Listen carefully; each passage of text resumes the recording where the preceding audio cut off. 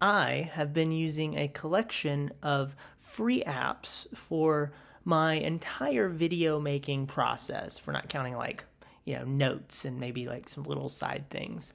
As you guys may know, if you keep up with the, creator digital tools world, Affinity is free. The ladies and gentlemen over there at Affinity Co. said, we're going to make our app free. Yes, free. You heard it.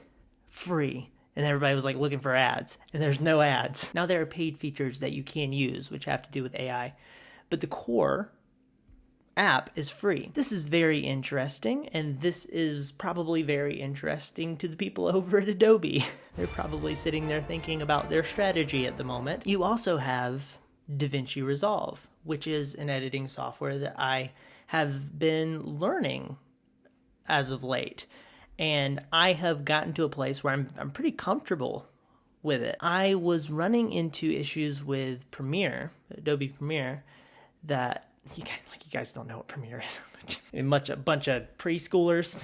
I was running into issues with Premiere that were causing irritation in my bosom, and I wanted to avoid that irritation, not be irritated anymore. A major issue with Premiere is the colors upon export. It will change the colors from within the editor to post-export. The colors on the exported video will be different, and there's this big workaround that you've always had to do. As far as I know, there's no way to flip a switch and fix this problem still. If I'm wrong, please let me know. But I'm pretty sure you still have to use this workaround. Anyway, DaVinci is free, right? Once again, you can pay for DaVinci Studio, which is, I think, $300 one-time payment. Great, kind of like Final Cut.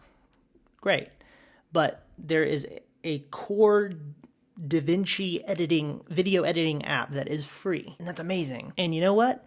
I have been dabbling with the idea of buying the studio version. One, because I love that they've given me this free app. They've brought me a ton of value. And two, there are features in that version that would be really nice to have, and so I might buy it soon. But anyway, for now, I've been using DaVinci for my video editing and Affinity for my graphical stuff. And those two going together works beautifully. So we're in this really interesting new period, which is going to be interesting to see how the world of digital creative tools evolves off of this. Now, another app that I've been using supplementally, but interestingly, is Apple Freeform. And one of the reasons why Apple Freeform is very interesting is not because it has a dark mode, because it doesn't yet. And I don't understand why that is a reality. But, hopefully one day they'll stop trying to figure out AI and talking to Google and stuff, and then they'll decide to put in a dark mode into their Freeform app. I think they have enough developers to achieve that. Anyway, the app is like amazing. It's a bit of an unsung hero in the Apple app world. There are two things that it does that's really interesting. One, you can pull in a bunch of images and graphics, put them all together, drag over, select all of them, and copy, and it will copy that entire group of images as a collage, a graphic, with the spacing exactly as it was in the app and everything. You just copy and paste, it becomes a file. Brilliant, fantastic. And then the other thing you can do with it is it has a bunch of shapes built in, simple icons. And I find myself grabbing these all the time for different projects. You guys like this cinematic light behind me here? Hopefully I'm still bright enough, but it does look nice on the wall. So anyway, I've been really enjoying this tool stack, and I'm so happy that there is continuing innovation in the realm of creative tools. We need that. We need competition. We need growth. I'm really interested to see where this all goes, and also what's going to happen if AI starts to become less of a trend. Because right now I think there's so many eggs in the AI basket, and that's becoming the premium offering, that if that starts to lose energy and trendiness, what is that going to mean for the entire world of digital creative tools. But what is that going to mean for these apps, which are now based in freeness?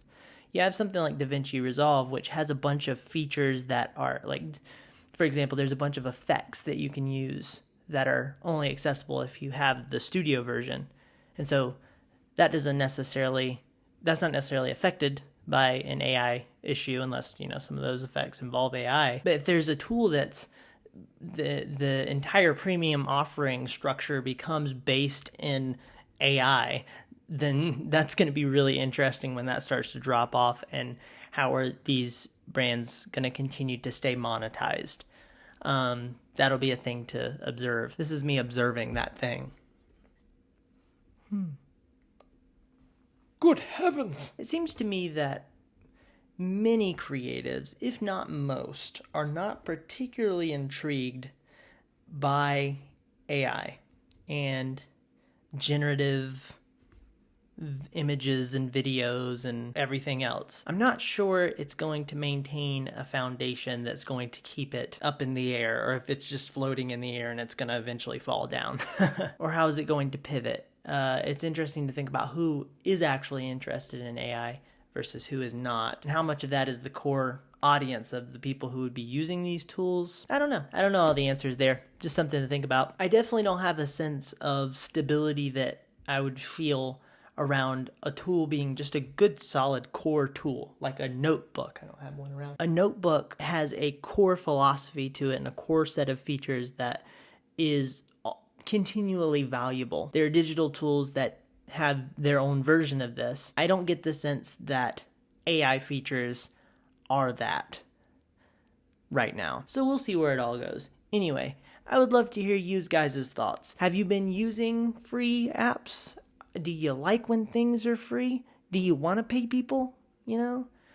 Do you want to pay people subscriptions? You just like the feeling of being subscribed to stuff? Yeah, I know how some of you guys are. You're just like, I just love a good subscription. Do you feel like these tools are limiting you in any way?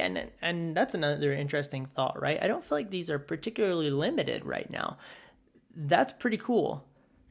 It's not like you're getting a light version, I've said a lot in this video. Anyway, love to hear your thoughts. Thank you guys so much for watching. If you did enjoy, if you want to hit the like button and or subscribe, I would much appreciate that. Thank you so much. God bless. Bye.